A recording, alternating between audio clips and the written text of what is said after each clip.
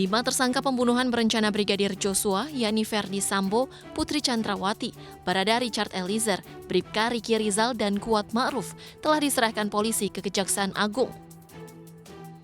Selanjutnya, Kejaksaan mempunyai waktu 14 hari untuk membuat surat dakwaan kelima tersangka. Kuasa hukum Baradae, Roni Talapesi, menyebut kliennya siap bersidang. Ia mengaku tengah menyiapkan kejutan untuk ditampilkan di persidangan. Salah satunya membuktikan perintah Ferdi Sambo kepada Baradae untuk membunuh Brigadir Joshua.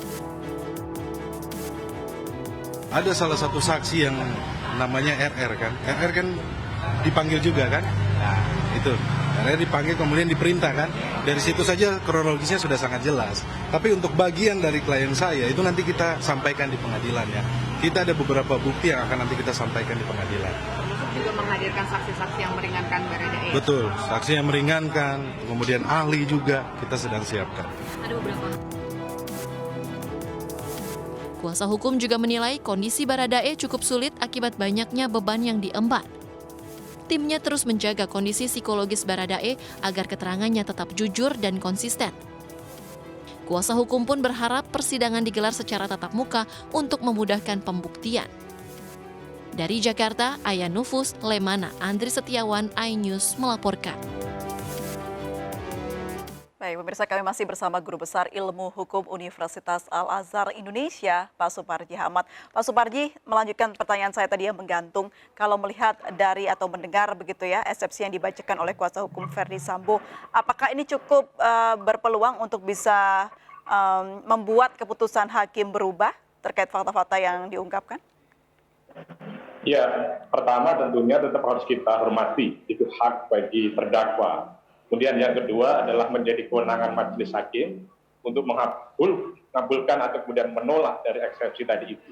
Namun yang ketiga, secara yuridis dan secara teoritis bahwa eksepsi itu adalah ketika yang utama biasanya menyangkut kompetensi absolut atau kemudian relatif ya, sehingga kemudian secara terang benderang bahwa pengadilan tidak berwenang untuk menyidangkan perkara tersebut, sehingga kemudian bisa dikabulkan eksepsi tadi atau kemudian persidangan juga di pengadilan tadi itu. Itu antara lain bagaimana kemudian menilai sebuah eksepsi. Tapi pada sisi yang lain juga eksepsi itu dalam rangka menilai sebuah dakwaan apakah memenuhi syarat formil, syarat material, apakah ada cacat formil atau cacat material dalam dakwaan tadi itu. Itu yang saya kira mungkin tidak akan dilakukan penilaian atas suatu dakwaan. Berangkat dari dakwaan dan kemudian eksepsi tanpa bermaksud mendahului dari putusan hakim, saya kira eksepsi tadi itu akan kemudian tidak dikabulkan, mengingat bahwa nanti akan menyangkut pada proses pembuktian. Karena apa? Nanti akan dicari fakta-fakta yang sebenarnya. Karena ini sudah terang benderang ada nyawa seseorang yang dirampas. Kemudian perampasan itu adalah dilakukan oleh beberapa orang yang kemudian itu dikategorikan sebagai suatu pembunuhan berencana. Oleh karenanya, bagaimana suatu keadilan akan terwujud sekiranya ada orang yang dirampas, terus kemudian dibebaskan para pelaku-pelaku yang disangka, yang didakwa, terlibat dalam proses pembunuhan berencana. Jadi menurut saya, ini nanti hakim akan masuk pada proses pembuktian untuk kemudian menilai terpenuhnya unsur pembunuhan berencana atau tidak. Gitu. Ya. Baik, Pak Suparji, kalau kita sudah lihat sidang perdana hari ini, umumnya persidangan tindak pidana ini dilanjutkan dengan apa, Pak? Apakah menunggu seluruh terdakwa akan ditayangkan, lalu juga nanti ada pihak justice kolaborator nanti akan didakwakan, atau seperti apa? Ya, tentunya berdasarkan hukum acara yang berlaku, hakim akan menilai tentang eksepsi tadi itu, ya, apa dikabulkan atau kemudian ditolak eksepsi tadi itu. Ketika kemudian ditolak eksepsi, akan masuk pada proses pembuktian. Disitulah menjadi tugas jaksa sebagai representasi negara, sebagai alat negara untuk menghadirkan keadilan bagi korban dengan tetap memperhatikan hak-hak terdakwa. Maka disitulah nanti akan ada proses pembuktian. Pembuktian tentunya akan dilakukan dengan menghadirkan saksi-saksi, menghadirkan ahli, menghadirkan keterangan terdakwa dan menggunakan alat bukti surat atau kemudian menilai bukti-bukti petunjuk. Jadi tahap berikutnya tentunya akan ada proses pembuktian. Disitulah nanti akan dinilai apakah memang dakwaannya terbukti atau tidak. Disinilah yang kemudian jaksa tidak sekedar membuat pernyataan dalam dakwaan, tetapi adalah menghadirkan kenyataan di dalam fakta persidangan nanti. Kenyataan fakta persidangan adalah berdasarkan alat bukti, berdasarkan barang bukti yang diperoleh dalam proses penyelidikan, proses penyidikan, proses pra-penuntutan, dan lain sebagainya. Jadi tahap berikutnya adalah akan sangat menarik persidangan ini. Karena orang akan mendapatkan jawaban apakah betul terjadi pelecehan seksual atau tidak, apakah ada motif yang lain atau apa, nanti jaksa lah yang akan membuktikan. Itu, ya. Sudah terlanjur menjadi sorotan masyarakat, tidak hanya masyarakat namun juga Presiden Joko Widodo begitu Pak Suparji. Apa yang harus diperhatikan oleh hakim untuk menangani kasus ini? Ya, tentunya hakim diharapkan betul-betul bertindak secara independen, bertindak secara profesional, bertindak secara kredibel, secara akuntabel, dan menjamin adanya transparansi. Jadi tidak boleh ada peluang-peluang dilakukan satu upaya-upaya non-hukum. Itu harus dipastikan.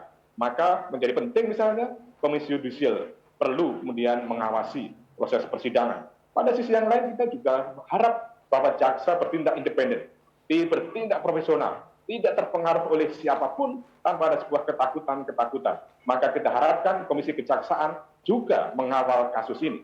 Pada sisi yang lain kita juga berharap saksi-saksi sebagai salah satu sarana untuk membuktikan juga menyampaikan apa yang dilihat, apa yang dialami, apa yang didengar secara langsung. Sehingga yang hadir yang dinyatakan adalah sebuah kenyataan. Untuk itu, dimohon juga bagaimana LPSK memberikan perlindungan secara nyata agar saksi-saksi tadi tidak berada dalam tekanan, tidak berada dalam paksaan, tidak berada dalam ketakutan, sehingga kemudian apa yang disampaikan adalah fakta yang sebenarnya, sehingga perkaranya adalah menjadi terang benderang. Pada sisi yang lain tentunya publik, masyarakat punya hak untuk kemudian mengawasi, turut serta mengawal dan memandu. Tentunya juga bagi pihak korban, tadi pengacaranya, keluarganya juga tidak akan absen dalam proses pemantauan. Karena sekali lagi ini adalah tidak sekedar perhatian masyarakat, tidak sekedar perhatian publik ataupun perhatian presiden, tetapi yang lebih penting adalah bagaimana menghadirkan sebuah keadilan,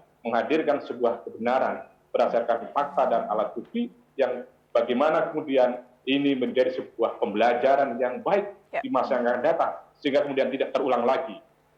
Baik, Pak Suparji, meskipun ini masih sidang perdana dari kasus pembunuhan Brigadir Joshua, apakah Anda sebagai pakar hukum pidana sudah bisa melihat benang merahnya seperti apa sebenarnya kasus ini?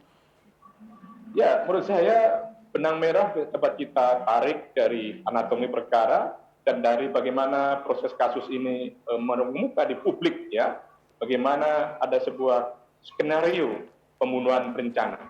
Saya kira apa yang disampaikan oleh jaksa dalam dakwaan adalah satu benang merah telah terjadinya pembunuhan berencana, di mana ada sebuah perencanaan, di mana ada keterlibatan yang menyuruh, yang melakukan, yang turut serta, bahkan kemudian ada yang membantu. Ini adalah saya kira fakta-fakta yang mengemuka. Maka nanti pada akhirnya saya kira kembali kepada majelis hakim, apakah kemudian mengambil vonis seberat-beratnya sesuai dengan 340 atau kemudian ada pertimbangan lain. Misalnya saja pertimbangan lain bahwa ini terjadi karena faktor misalnya sebagai sebuah pembelaan hak yang paling dasar adanya pelecehan seksual. Namun yang perlu dicatat adalah bahwa pelecehan seksual perkaranya sudah dihentikan pada waktu itu sehingga tidak terbukti. Apakah kemudian dalam persidangan ini kita akan membuktikan itu saya kira adalah yang sangat menarik, ya. Dalam konteks pembunuhan berencana ya, sebagai salah satu bagian utama untuk membuktikan, sebagai bagian utama yang harus dibuktikan. Daripada sisi yang lain tentunya nanti pihak terdakwa, penasihat hukum dalam rangka membela akan menghadirkan fakta misalnya terjadinya sebuah pelecehan seksual sehingga nanti akan dilakukan upaya-upaya untuk meringankan. Namun demikian saya kira garis benang merah yang utama bahwa telah terjadi nyawa yang dirampas oleh beberapa orang atau melibatkan beberapa orang sehingga kemudian adalah adil kalau yang bersangkutan mendapatkan sanksi sesuai dengan ketentuan yang berlaku.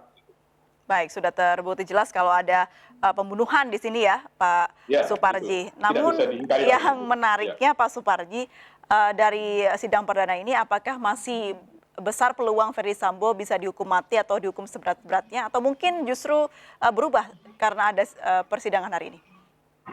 Ya, menurut saya bahwa sejauh tahapan persidangan pertama ini, saya kira memang hukuman seberat-beratnya ya bisa mengancam kepada yang bersangkutan, dan dari dakwaan tadi juga sangat komprehensif, sangat menarik, ya, sangat lengkap untuk membuktikan terjadinya sebuah pembunuhan berencana, sehingga pada akhirnya nanti ada peluang untuk hukuman mati atau hukuman yang seberat-beratnya dijatuhkan. Namun demikian, tentunya hakim yang akan menilai, karena memang dalam konteks perdebatan hukuman mati itu menjadi perdebatan yang simpang siur karena dianggap bertentangan dengan hak asasi manusia, bahwa yang berhak mencabut nyawa itu adalah hanya Sang Khalik, Sang Pencipta yang Maha Kuasa, dan kemudian tidak ada hak bagi manusia untuk menghilangkan nyawa orang. Tapi ada sisi yang lain, bahwa yang bersangkutan juga telah menghilangkan nyawa orang karena telah membunuh, bahkan merencanakan. Maka kemudian demi keadilan, maka yang bersangkutan bisa kemudian diterapkan seperti itu.